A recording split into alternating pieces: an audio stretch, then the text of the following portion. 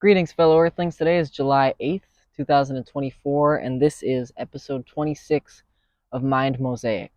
And we've been at this for a while now, putting this thing together piece by piece, but a mind mosaic requires a healthy mind, a healthy body, a healthy life. Our health, physical, mental, emotional, is the foundation upon which we build ourselves. It is the fertile soil within which we sow a garden of personal excellence and fulfillment. Diet is paramount, but diet isn't about strictly adhering to a regimen. Diet is about consciousness. It's about being aware of what you're intaking. It's about having that sense of what's going into your body, your mind, your spirit, because your body is a temple within which your consciousness dwells. So, might as well make the place nice for ourselves, right? But diet isn't just about food either. The mental diet is just as important. The spiritual diet is just as important. Being aware of the type of content we consume, the types of experiences we have, these things dictate our mental and spiritual health. It's pretty simple. So now that we've kind of covered our bases, let's get right into it and talk about what a diet means in a modern world. Media diet, junk media. These endless scrolling short form content platforms are the mental equivalent of junk food. Sure, there might be one or two gems in there, maybe a couple amino acids, some protein maybe, but most of what you're getting is just a massive cascade of garbage. Just all kinds of random, probably toxic media that's just entering your mind and radically messing with your brain chemistry. It's not good. Stay away from junk media. What our minds are seeking through this behavior is information and entertainment. So watch movies, listen to music, listen to podcasts, read books, make your own content. Just stop scrolling on TikTok. But at the end of the day, a mind is only as healthy as the body that carries it. So it is equally, if not more important, to watch what you physically eat. And so that brings us to food diet. Live food and dead food. Eat whole foods, dude. Fruits, nuts, rice, vegetables. The way I see it, there is live food and there is dead food. Live food is grown in a garden, tended to by loving hands, and when its time comes, it is sacrificed with honor. I believe that food and life that we nurture and care for will in turn nurture and care for us when we eat it.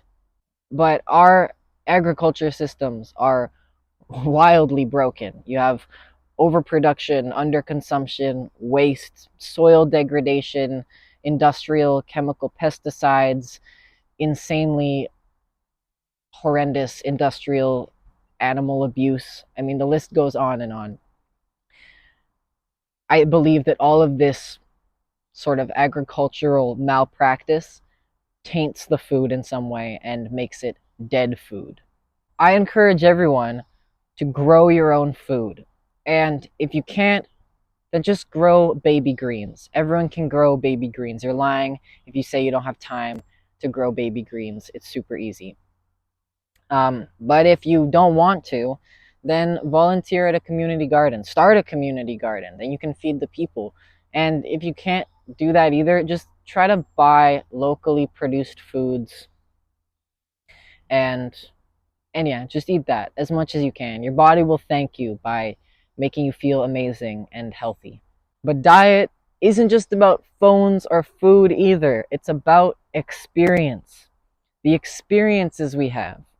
Food nourishes the body, information nourishes the mind, but experience nourishes the soul and the body and the mind also. Life diet, consuming the 5 elements. Our experiences, they nurture us in a deeply significant way. And so it's super important to choose what kind of experiences you want to have to nourish your spirit. And for me, there are 5 basic forms of spiritual sustenance that I strive to consume a mixed but balanced recipe of these 5 ingredients. They are as follows: light, water, air, dirt, and laughter. Light encompasses both natural and artificial light. Try to get as much as the former and as least of the latter as possible. Sun gaze in the morning, sunbathe in the afternoon, and just try to soak up every single sunset you possibly can. There are a whole host of actual medical benefits to getting sunlight in your eyes. It triggers like a whole carnival of healthy neurological activity. So get on that. Moving on to air. It's pretty obvious. Breathe. I've been doing breath work for a couple years now, on and off, and I have to say it has completely changed my life.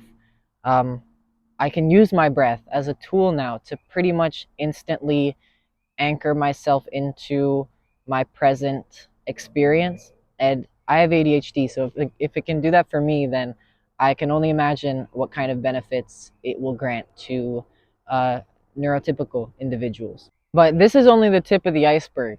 The breath is very powerful. Taking a deep breath and then exhaling it is kind of like a mental reset.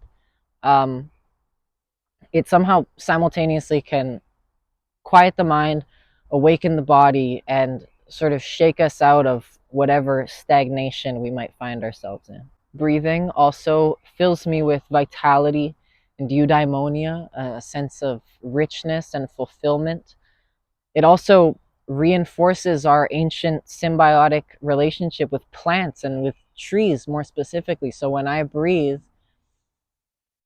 I feel connected to the trees.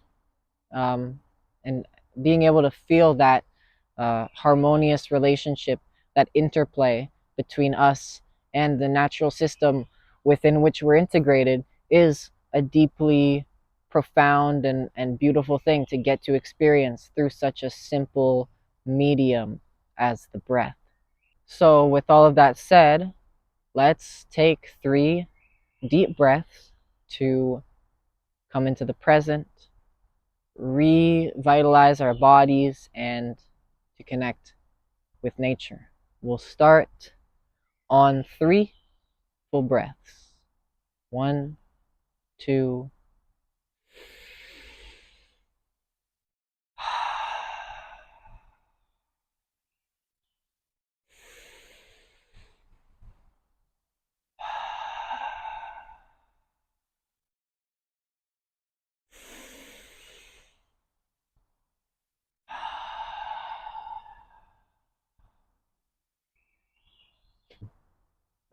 That's the stuff. All right, let's move on. Water is life. My friend said that it's like the lubricant that allows the spirit to move smoothly through the body. Water nourishes all life, and in my opinion, it is something to be honored deeply. Without water, we have nothing. So let's talk about hydration. Everyone says drink this much water, drink that much water, but if you're active and you have a solid mind body connection, your body's going to tell you when it needs water, and you'll know. You'll just have like a better sense for how hydrated you are. That isn't as much tied to tangible thirst. You can just kind of feel it. You can feel if your muscles are hydrated. You can just sort of feel it more. Your skin and your eyes and mouth, and yeah, you just can tell. But I think just a good rule of thumb to have regardless is to just drink more water than you think you need, because hydration or dehydration is a silent killer and you don't want to get caught lacking on that front. So hydration is merely one aspect of the vast multidimensional array of benefits that water can have. A huge one of these being nerve therapy. Hot and cold water both have, like on their own, both have like 2 crazy sets of neurological benefits. And you can access these benefits pretty much anytime you shower. Um, but I recommend getting out into nature and swimming in a natural environment as much as you can. Um, Oceans, rivers, creeks, streams, lakes, springs, whatever. Just swim in nature. You know, it's what our ancestors have been doing. We literally descended from fish, right? So it's good to kind of kowtow to that. And it also is just an amazing experience to get to nurture your spirit in that way through the act of swimming in a natural environment. It's huge. There are many studies that have discovered a whole host of benefits to frequent water exposure, but I'll let you discover those on your own as I've had, or as I have, through experience rather than scientific papers or others' testimonials. This is something you can experience directly, which is that's better than anything. All right, moving on. Let's talk about dirt. This one's a short one. Just walk without shoes in nature. Get your feet on the dirt. Why? I don't know. It just works. It's crazy. People be taking antidepressants when we have this. It's such an experience. Just putting your feet on the irregular, sometimes painful surfaces that exist out in nature is the best therapy. And I don't know how it works, but it does. It's crazy. I think there's a documentary about it somewhere. But yeah, it's wild how much of an effect this has. It also just toughens the skin on your feet. It makes your feet more flexible and agile. I mean, our ancestors weren't wearing shoes for a very long time, and our feet evolved to be able to walk on this kind of surface. It's just good to have this connection. It's good to have this connection with your feet on the earth. Makes you feel grounded, makes you feel connected. It's just a great experience. And I'm sure it has some benefits physiological on the physiological level. Um, but I want people to come to these realizations through experience. So try this out and you'll see what all the hype is about. So just do it. You'll thank me later. All right, moving on to the fifth and final ingredient in our delicious experience soup, and that is laughter. Now, I don't just mean laughter. What I'm getting at with this one is relationships, meaningful, fulfilling, deep relationships with your fellow earthlings. We are companions of each other in this world, and we're all walking this same journey of humanity together. I made a whole video about this. I can probably link it below. But I just kind of want you to digest this key piece of information, and that is that humans support each other. It's like one of our things. We give each other the strength to grow and excel beyond our limitations. Our striving inspires those around us, and vice versa. It is like a dynamic system of reinforced progress, gradually accumulating across time and through relationships. Surround yourself with a good, compassionate, loving group of people, and you will push each other to become healthier and happier. And there is literally nothing more important than that. All right. So, in conclusion, put your phone away, eat a watermelon in the sun, drink a huge bottle of ice water, and go cliff jumping with your friends. And if you don't have friends, go cliff jumping anyway. You'll meet friends there. All right. And with that, the rest is up to you guys. So get out there and just soak it all up. It's why we're here. All right. I'll see you at the cliffs. Take care.